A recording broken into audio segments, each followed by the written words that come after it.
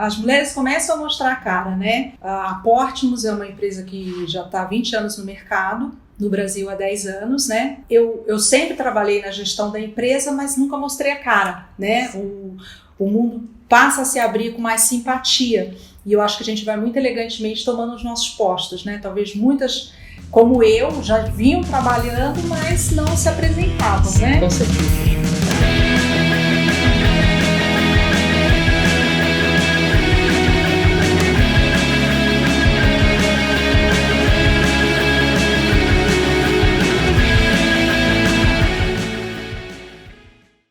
Olá, amiga reparadora! Olá, amigo reparador, tudo bem? Eu sou Alessandra Milano Moraes, advogada, especialista no setor automotivo. E hoje nós estamos aqui no nosso segundo episódio do podcast Oficina com Direito. E eu fico muito feliz e orgulhosa em dizer que temos uma convidada. Sim, é uma mulher. E é muito bacana perceber e fazer parte dessa mudança no nosso setor automotivo, em que as mulheres que já trabalhavam há muito tempo no setor passam a viver agora uma posição de protagonismo, né? Finalmente assumindo a responsabilidade de serem gestoras das empresas reparadoras. Podemos ver também no nosso setor um número cada vez maior de mulheres como profissionais mecânicas e trabalhando com muita competência. Eu mesma, que trabalho no setor automotivo já faz mais de 15 anos, lembro que antigamente nos eventos como palestrante eu era a única mulher. E no público o número de mulheres era muito pequeno. Hoje isso mudou, ainda bem. Então, aqui comigo hoje está a Cássia Castro Moreno, que é sócia e gestora da Portmos Mecânica Automotiva e trouxe para nós alguns questionamentos, algumas perguntas sobre dúvidas jurídicas que vão surgindo ali no dia a dia da oficina Portmos. Obrigada, Cássia. Obrigada pelo nosso convite. E aí, você não quer se apresentar para todo mundo? Bom, primeiro eu quero agradecer, né, Alessandra, por você abrir esse espaço, né, para a gente vir trazer os nossos questionamentos, né, e você poder partilhar com o teu conhecimento e nos orientar, né, principalmente num momento tão particular quanto esse agora, onde algumas coisas mudaram, né, e mudaram muito rápido, então a gente precisa muito dessa assessoria jurídica, não tenha dúvida, né? Como você falou, né, as mulheres começam a mostrar a cara, né? A Portmos é uma empresa que já está há 20 anos no mercado, no Brasil há 10 anos, né? Eu sempre trabalhei na gestão da empresa, mas nunca mostrei a cara, né? O mundo passa a se abrir com mais simpatia e eu acho que a gente vai muito elegantemente tomando os nossos postos, né? Talvez muitas, como eu, já vinham trabalhando, mas não se apresentavam, né? Com certeza. E hoje eu trouxe aqui algumas dúvidas, né? A Portmos, ela operou durante 10 anos no exterior, que eram regras completamente diferentes, um público diferente, um comportamento diferente. Então, quando a gente chegou no Brasil, a gente precisou se adaptar completamente, né, com essas normativas que a gente tem aqui, né? Mas eu acho que o desafio maior realmente é agora, na época da pandemia. Nós somos uma empresa especializada em carros, a gente gosta de frisar bastante isso, né? Mas claro, já de acordo, até pela nossa própria história, nosso background, porque a gente teve 10 anos a empresa no exterior, a gente trouxe muito conhecimento de carros importados. E a gente trabalha com injeção eletrônica, freio, suspensão, tudo de mecânica, a gente também trabalha com elétrica, mas o nosso grande diferencial é a eletrônica, né? E hoje em dia isso é algo assim premente nas empresas. As empresas precisam crescer nesse sentido porque os carros estão saindo das fábricas já quase falando, né? E tem poucos profissionais especialistas nisso. Poucos profissionais. E isso acaba dando pra gente um perfil de resolve problema, né? Que eu preferia não ter, né? Claro, né? Eu preferia só pegar o filé, né? Só o freinho, né? Bem-vindos. Obrigada, agradeço muito por estar aqui. É isso. Bom, eu quero aproveitar então essa oportunidade para fazer um convite. Você, mulher, gestora de uma empresa reparadora, quer ganhar uma consultoria? Me manda uma mensagem pelo Instagram ou pelo Facebook, que vão aparecer aqui no final do vídeo, a descrição dessas minhas mídias sociais, mostrando o seu interesse em participar de um episódio aqui com a gente desse podcast. Que tal? O que você acha? Fica aqui o meu desafio. A gente tem falado, Cássia, muito, né, com os reparadores em geral, sobre essa importância de troca de informações, mas informações de qualidade mesmo no nosso setor, principalmente agora durante esse período de pandemia, né? Porque muitas vezes a gente se vê sem saber o que fazer com toda essa mudança. E eu acho que essa é a nossa intenção com esse nosso programa. Então é isso. Legal. Bom, vamos começar, gente? A Cássia trouxe as questões e a gente está aqui querendo conversar sobre isso. Questões são inúmeras, né? Já tive algumas respostas já através de trabalhos anteriores seus, né? E vou trazer algumas hoje e vou continuar acompanhando, porque, claro, né, informação é tudo, né? Principalmente quando você está aí oferecendo serviços, né? Existe uma vulnerabilidade para nós muito grande, né? Sim. E a gente sente isso todos os dias e às vezes a gente pensa assim, nossa, que bom que esse cliente não voltou. Porque você começa a se dar conta de quantos gatinhos que ficaram naquela história ali de cliente e o servidor, né? E então a gente precisa realmente muito da informação. Então a primeira pergunta qual a conduta a tomar quando o cliente não quer pagar pelo diagnóstico? Como funciona isso? Porque tem essa nossa cultura aqui de que, sim, tipo assim, o trabalho não tem valor, né? Não valoriza esse tipo de trabalho. Primeira coisa é que existe sempre essa dúvida, sempre existiu no nosso setor sobre essa possibilidade da oficina cobrar pelo diagnóstico, ou algumas pessoas até chamam de orçamento, hoje em dia se fala mais em diagnóstico mesmo. E é até surpreendente, Cássia, pensar que o reparador pode imaginar que ele deve trabalhar de graça. Né? Como assim ele vai trabalhar de graça? Mas, como você falou, em muitos lugares ainda existe essa cultura, né? Que essa não cobrança, ela é cultural em muitos lugares e a gente precisa quebrar isso. Ao realizar um diagnóstico, e a gente sabe muito bem isso, e depois o orçamento para o cliente, a empresa reparadora ela gasta a mão de obra, né, dos funcionários, o seu espaço dentro da oficina, as suas ferramentas, os seus equipamentos. Imagina que depois de tudo isso, vamos aqui pensar, depois de tudo isso já entregue o orçamento para o cliente, entregue o diagnóstico, tudo certinho, o cliente sabendo o que precisa ser feito no veículo dele, quais as peças que deverão ser trocadas no veículo dele, ele pega isso, vai a uma loja de autopeças ou compra pela internet, compra essas peças nesse lugar e leva essas peças para o cunhado que entende de mecânica, né, para realizar o serviço na garagem. E isso é muito comum. E brincadeiras à parte, esse hábito precisa mudar. E é por isso que a gente está aqui, para mudar alguns hábitos dentro do setor automotivo. Quando a gente fala de médico, por exemplo, você não vai no médico fazer uma consulta? Ela é paga? Ou será que a gente vai pagar para o médico a consulta só se a gente estiver em estado terminal e se a gente autorizar que ele faça determinada cirurgia? Ou só se ele der a cura já nessa primeira consulta. A consulta não pode ser só diagnóstica, né? Ela tem que dar a cura também. Acabou, então resolveu o problema, senão não paga. Ou até mesmo comigo, né? No meu trabalho como advogada, o cliente vem até aqui, traz um problema e eu faço um diagnóstico para ele daquele problema e de como nós vamos resolver.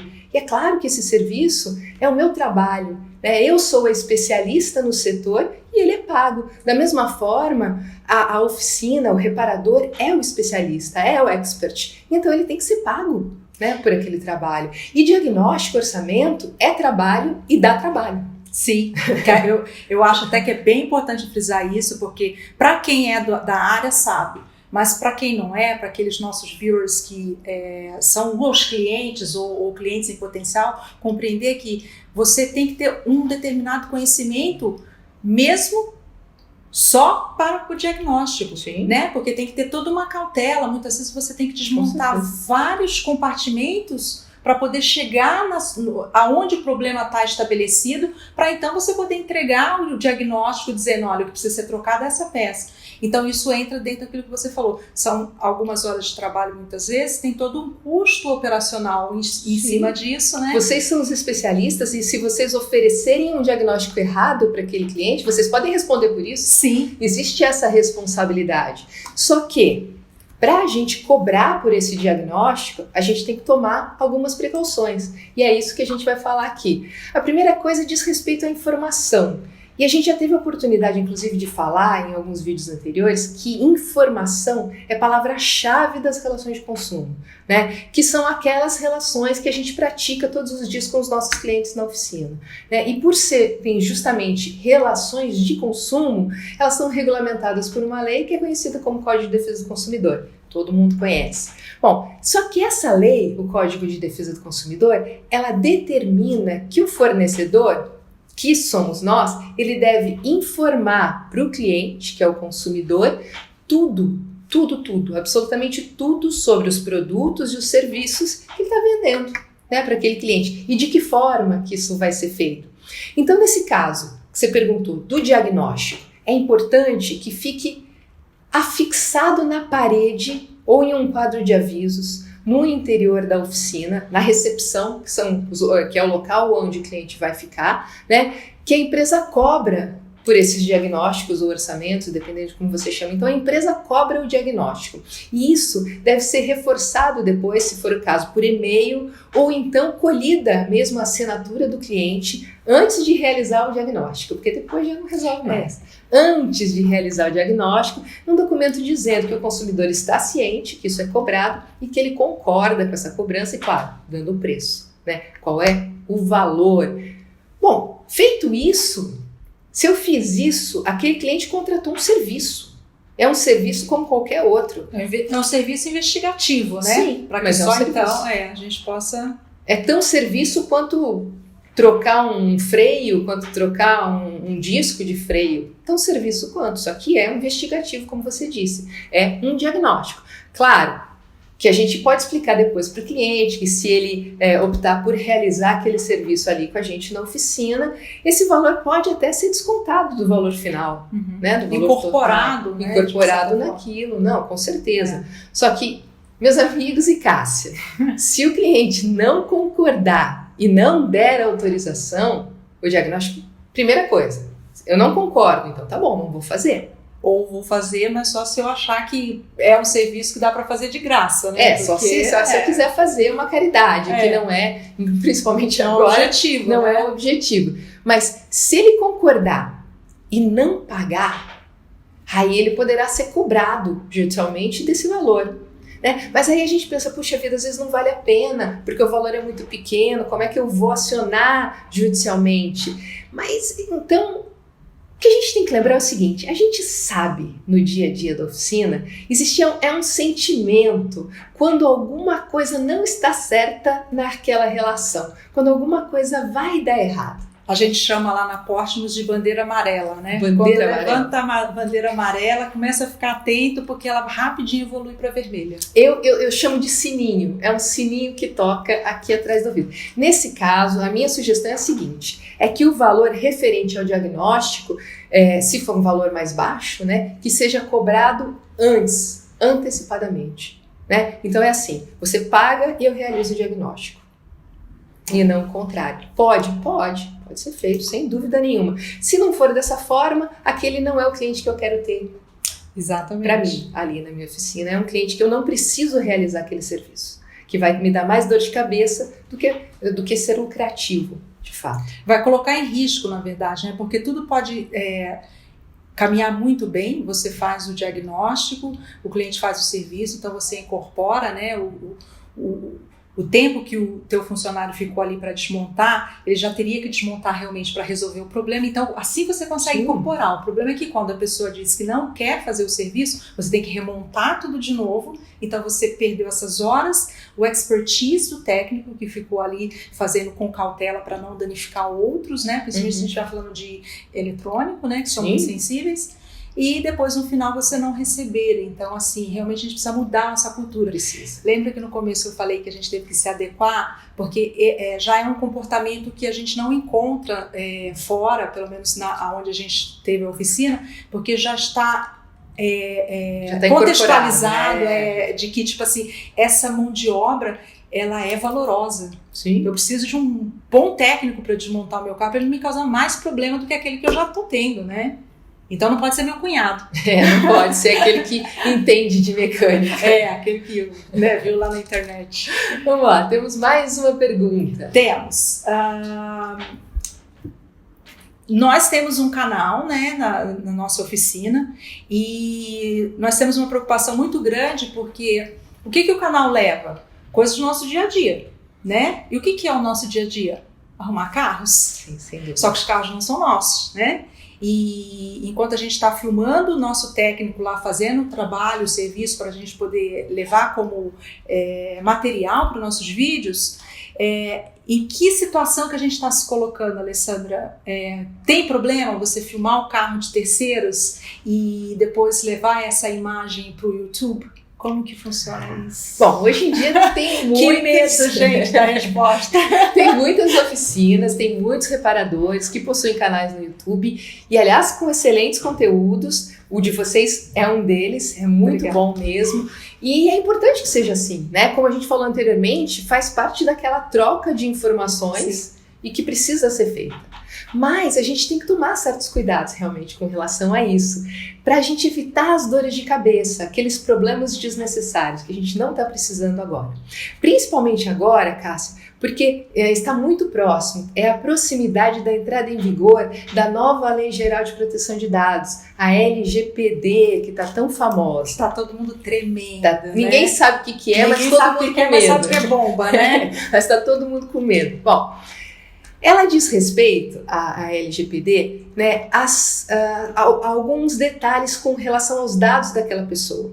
E as preferências de uma pessoa física, os seus bens, as marcas que ela prefere, esse tipo de coisa, esses detalhes, tudo isso faz parte de uma coisa que a LGPD chama de dado sensível. São os dados sensíveis, que é justamente o filé, é o que existe de mais importante dentro da nova Lei Geral de Proteção de Dados.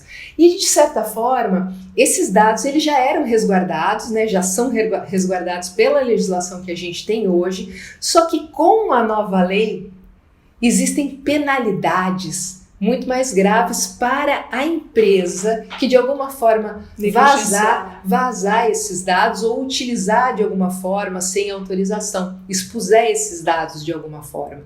Então, sem o dono dos dados, que eu estou falando, não é nem o dono do veículo, né? Então a gente tem que tomar um cuidado. Qual que é a minha recomendação? Se for o caso de um carro que seja raro, né, um carro específico com características únicas, só pode filmar com autorização expressa do cliente. Né? O que é um carro raro? É um carro possivelmente que só exista um no Brasil, ou 2, ou 3. Tivemos um caso há 3 semanas lá na nossa oficina. Então, aí é muito fácil de você ligar aquele carro àquela pessoa. Ou com características, aquele carro que é tunado ou que foi modificado de alguma forma e que tornou esse carro exclusivo, que só aquele proprietário tem. Aí também eu preciso de uma autorização por escrito daquele proprietário. Se não for, a gente tem que tomar cuidado para não filmar, para que não apareça na filmagem a placa, nem nada que possa identificar o proprietário daquele carro. Né? E que é aquele carro de fato, desculpa. Perdão, eu peço perdão. E quando a gente pensa em termos de motor, né, que está sendo trabalhado no motor, aí já não precisa ser tão criterioso. Você acha que ainda um motor é o mesmo motor em toda aquela série de carros. Então pode ser esse ou pode ser qualquer outro. Né? Pelo motor a gente não consegue chegar até o proprietário do carro. Então é uma coisa que nos deixa mais tranquilo. Porque normalmente as filmagens, para quem está querendo mostrar o lado técnico, é isso, né? Só para quem quer mostrar mais o lado estético é que aí vai avançar um pouco mais. Avança naquilo que os olhos veem. Sim. Aí aquilo que os olhos veem, isso tudo já é mais protegido e a gente tem que tomar cuidado. Inclusive, eu queria aproveitar para falar com você e com vocês, tá? Que a empresa reparadora tem que se adequar à nova Lei Geral de Proteção de Dados e que é uma necessidade urgente, mas nós vamos conversar sobre isso aqui com vocês nos próximos vídeos, podem ficar tranquilos. Eu sei que está todo mundo preocupado com isso. Vamos lá, Cássia, vamos continuar. Tenho mais uma para você agora, que é: como que a gente equaliza legalmente a seguinte questão? Existe a informação visual na nossa oficina, por exemplo, um banner, informando que nós estamos fazendo parcelamento em X vezes para os pagamentos. Contudo, há casos em que, dado ao valor do serviço e das peças, né, porque a gente precisa lembrar, a gente trabalha bem com carros importados e às vezes assim, são valores bem altos, se torna um risco muito grande para a empresa de você chegar em situação de fazer todo o serviço sem que o cliente tenha arcado com qualquer parte do custo desse serviço. Então, acaba sendo necessário para nós que a gente possa, pelo menos, cobrar 50% do valor das peças. Sim. Né? Até por infelizes experiências que a gente já teve aqui no Brasil, de arcar com serviços altos e na hora da retirada do carro o cliente alegar que não tem o dinheiro para pagar. Às vezes nem não pagar a totalidade, mas parcialmente. Então você acaba tendo que se sujeitar a uma nova negociação. Sim. E a gente não pode reter o carro. Então, quer dizer, a gente fica naquela vulnerabilidade de depender que a pessoa pague. Então, num contexto desse, como que a gente pode fazer o uso do recurso do parcelamento para a gente atrair mais clientes? A gente está nesse momento agora que a gente precisa lançar a mão, facilitar, porque todo mundo está no mesmo barco, né? E a gente precisa se organizar como sociedade para não parar. E, ao mesmo tempo, lidar com essa questão de que tem que ter em alguns casos, não dá para você parcelar a manutenção de um carro desse em 8 vezes, porque o meu fornecedor, ele quer receber a peça em 15 dias. Sim, complicado. É complicado. É muito legal essa pergunta, agradeço para você que a gente tem a oportunidade de falar aqui. Primeira coisa, eu queria agradecer, que foi super importante você lembrar que a empresa reparadora não pode reter o veículo do cliente se ele não pagar pelo serviço contratado. Aprendi com ela. Tá vendo? Gente, isso é crime, tá? E aí o cliente pode ir lá e chamar a polícia. E isso é muito difícil, isso é muito complicado. O que a gente pode fazer? O cliente não pagou. A gente realizou o serviço e o cliente não pagou. O que a gente pode fazer? Retirar as peças novas que foram aplicadas no veículo, né? Lembrando que junta, óleo, esse tipo de coisa não dá para tirar. E algumas peças, né? A gente sabe muito bem que algumas peças, no momento que a gente retira a peça velha, não dá para reaplicar. Não tem como reaplicar. Então isso a gente vai perder. Por que eu estou dizendo isso? Porque se o veículo entrou na oficina andando, ele tem que sair andando. Esse é um problema. E aí, o saldo daquilo que eu não consegui tirar, então a minha mão de obra, as peças que ficaram, as juntas, o óleo, etc., isso eu vou cobrar depois, judicialmente, daquele cliente. Infelizmente, esse é o procedimento, né, que dá um pouquinho de medo, né, é uma cautela que a gente tem que ter, mas que de certa forma dá pra gente meio que averiguar se o risco é grande ou não no comércio. Então, obrigada por ter trazido isso, que muitas pessoas perguntam, então foram 2 perguntas em uma ali. Mas vamos lá. Primeira coisa, com relação ao banner, eu acho importante nós pensarmos em adequar esse banner. Né? Mas é uma adequação muito simples da informação. Em vez de colocar parcelamos em X vezes, nós colocamos parcelamos em até X vezes. Aí o que fica desse entendimento? Quem vê fala o banner parcela. Mas se a gente analisar nós vamos verificar o seu caso para ver como isso pode ser parcelado de acordo com o serviço. Então esse até, ele traz uma amplitude muito grande nessa comunicação. Sim, né? Com certeza, facilita bastante a comunicação. Bom, feito isso, né, com relação a esse caso em si, o cliente ele já concordou com a cobrança do diagnóstico, já cobrou, não é isso? Parcelamos lá, isso aqui, ele levou o veículo na oficina, o cliente já concordou com a cobrança do diagnóstico e já foi feito o diagnóstico. Feito o diagnóstico, feito o orçamento, lá a gente já sabe o tamanho do problema. Sim. A gente já sabe o que vai precisar ser feito. Então, o que nós vamos fazer? Vamos sentar com o cliente e explicar para ele que para a realização daquele serviço, nós precisaremos de X%, 50% do valor referente às peças. Vamos precisar. É uma coisa de conversa mesmo, né? Porque o meu produto inicial eu já vendi para o cliente, que foi o diagnóstico, lembra? Aquele primeiro serviço Sim. já foi. A partir de então, ele já teve aquilo que ele comprou, né? A realização do serviço é um segundo momento e que vai depender dessa negociação. né? Se ele não concordar e o cliente bater o pé que quer pagar parcelado, etc., e que não quer adiantar esse valor, é porque ele já está de má fé, né, Cássia? Já é Ou melhor porque ele parar não as tem relações condições ali, né? Aí é melhor não realizar o serviço. Tá certo. É importante que a gente tenha essa consciência que alguns serviços não valem a pena para a oficina. Na verdade, você respondeu muito bem a pergunta, porque a preocupação é exatamente essa. Eu posso? Eu estaria transgredindo algum ponto dessa relação entre o consumidor e a empresa, no momento em que, tendo uma faixa, eu chego para ele e falo assim, olha, no seu caso, eu preciso que você me dê tanto de entrada por causa desse contexto aqui. Então tá tudo bem, tá previsto mas dentro das relações desde que... Aquele até. O até quer dizer, Sim. Eu vou analisar o seu caso e aí eu vejo em quanto que eu posso parcelar para você. Tá certo. Né? É diferente. Muito obrigada. Sim. Eu não lembro se tá até, mas com certeza eu vou chegar lá e vou olhar. Tenho mais uma pergunta, Vamos pessoal, lá. muito legal, porque é muito bom explorar ela, porque ela tem tudo na ponta da língua. Nós temos seguro de incêndio para o prédio, né? Contudo, esse seguro, ele não acomoda os veículos, né? Ele acomoda a estrutura, equipamento. Existe a obrigatoriedade de nós termos um seguro total para uma oficina mecânica? Então, essa é a pergunta principal, mas aí vem um apêndicezinho, né? Que seria, no caso de um incêndio que foge às responsabilidades da oficina. Então, vamos imaginar um cenário onde começou um incêndio num prédio vizinho e se expandiu para o nosso.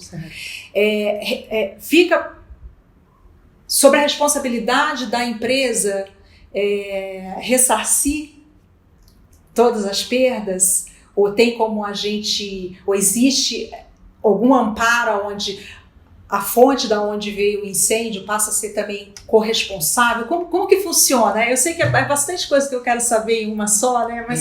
Pois é. Bom, mas vamos pensar o seguinte. Primeira coisa, esse é o pior pesadelo, né? Sim. De qualquer reparador. É o tipo do seguro que você paga, que você quer que o dinheiro fique com o banco, Com certeza. você não quer Com nunca certeza. ter que recorrer. Bom, a oficina é obrigada a ter seguro total? Não. Ela não é obrigada a ter seguro total, isso é fato. Mas a responsabilidade por todos os veículos que estão dentro ali do pátio, que estão dentro da oficina, é da empresa reparadora. Isso a gente não tem como fugir, tá? Bom, ainda que a culpa pelo incêndio não seja da oficina, a responsabilidade é dela. Continua, né? Continua sendo dela. Nesse caso, bom, como é que funciona? A empresa reparadora, ela tem que se responsabilizar perante os clientes dela com relação àqueles carros que foram consumidos na chama, né? E, posteriormente, ela vai cobrar do causador do dano, que é o prédio vizinho, etc. Essa responsabilidade a gente chama de responsabilidade subsidiária. Primeiro o cliente vai cobrar de você, depois você vai cobrar do outro. Do responsável. Teoria, né? É um pouco assustador, mas é o que a gente tem mesmo, não tem como eu te dar outra resposta. São os riscos de se estar vivo, né? Exatamente. E no market. Faz né? parte justamente dos riscos. Verdade. A Portimus, mais uma perguntinha pra gente. A Portimus possui uma área delimitada, bastante confortável, para o cliente aguardar a manutenção, né? A finalização da manutenção. O cliente não precisa ficar aguardando, né? Mas alguns precisam do veículo, inclusive, para ir embora, estão em viagem. Então, a gente procurou acomodá-los de uma maneira bastante confortável.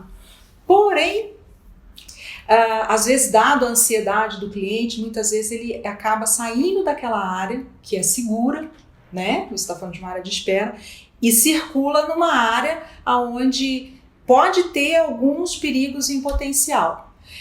É claro e óbvio que a gente tem por toda essa área espalhado que não é a área para se permanecer, que tem área de espera e tudo.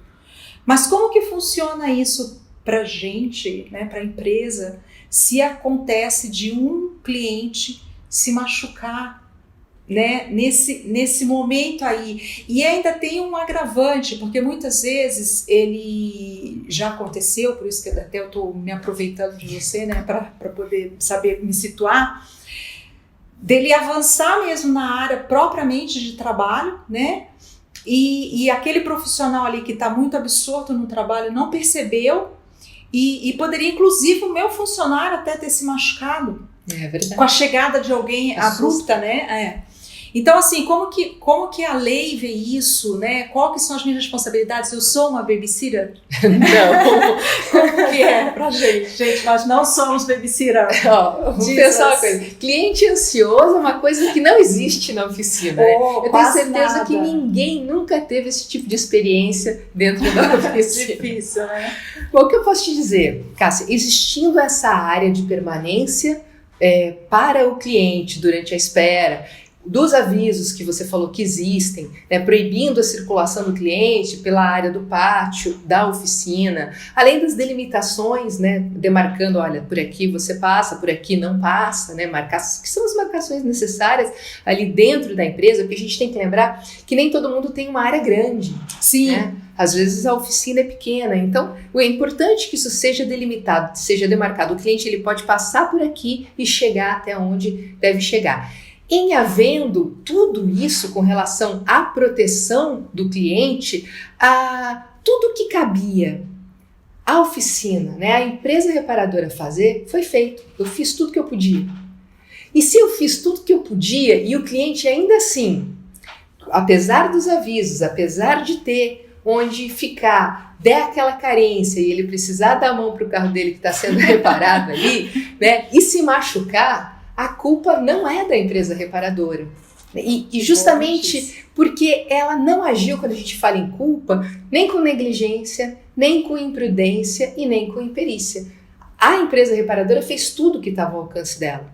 Essa é a definição, negligência, imprudência e imperícia, é a definição de culpa, tá, no mundo jurídico. E se não existir culpa, nós não podemos falar em responsabilidade.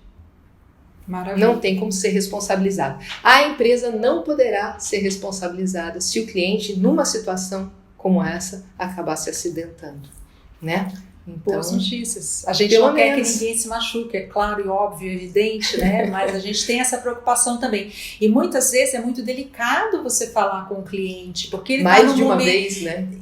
Sim, e também a gente tem toda uma questão psicológica, porque quem chega na oficina, ela já está passando por um processo de fragilidade. Um bem importante dela quebrou, muitas vezes num momento para lá de inconveniente, né? Imagina você arcar com o custo de uma manutenção que às vezes exacerba todos os seus recursos. Sim. Então você está lidando com esse emocional, e a pessoa está ansiosa, e você às vezes pode até, se você puxe muito essa pessoa, ela tem uma reação que acaba danificando a relação, né, de cliente e prestador de serviço. Aquela coisa, ninguém gosta de ir nem no dentista, nem no advogado, nem no mecânico. Ninguém gosta, ninguém vai de bom grado.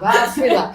Tá indo é porque tem um problema. E não é um problema simples, é um problema doloroso. Adorei a tua colocação, porque eu usava alguma coisa muito mais simples, mas vou adotar, porque eu falo assim, ninguém tá vindo aqui comprar calça jeans. Não tá né? Mas dentista é ótimo, né? Que é quase como um dentista ou advogado. É problema, né? Com certeza. Quem lida com problema tem que saber, e a gente tem que aprender realmente a lidar com o cliente ali com muita cautela, né? Com muita, eu acho que diplomacia mesmo. Cássia, é isso. Eu queria te agradecer. Muito obrigada. Eu te agradeço. A gente não pode nem abraçar nessa época. Muito obrigada por você ter vindo. Eu fico muito feliz com você aqui. Foi muito importante. Eu tenho certeza absoluta que muitos reparadores têm as mesmas dúvidas que vocês tinham. Isso vai ser muito útil para eles. E até a próxima, gente. Até a próxima para vocês e até a próxima, Cássia. Obrigada.